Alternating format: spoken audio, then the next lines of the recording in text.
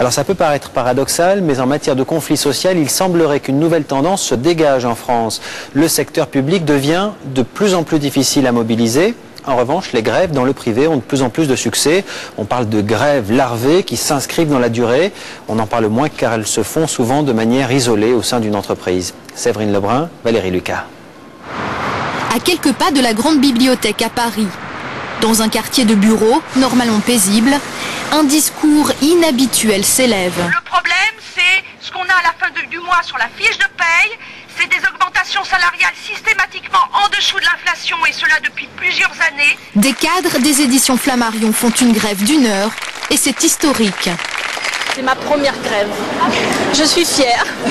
Voilà. Sur leur pancarte, des couvertures de livres détournés. Martine reçoit sa fiche de paie ou encore savoir remplir son frigo. Bref, le pouvoir d'achat comme ligne éditoriale. Ça veut dire qu'on a du mal à boucler les fins de mois, ça veut dire qu'on est mal, ça veut dire qu'on est là, on compte. J'ai fait 5 ans d'études et aujourd'hui je gagne 1 600 € net par mois. Et ça vous inspire quoi? Ça m'inspire pas grand chose si ce n'est de la déception. Salaire d'embauche pour un assistant d'édition, 1 280 € net par mois. Pourtant le groupe fait des profits. Son résultat a progressé de 10% l'année dernière. Nous avons des augmentations salariales très en dessous de l'inflation et qu'on le constate en cette année où il y a une flambée des prix. Le frigo, lui, se vide au fur et à mesure que le groupe s'enrichit.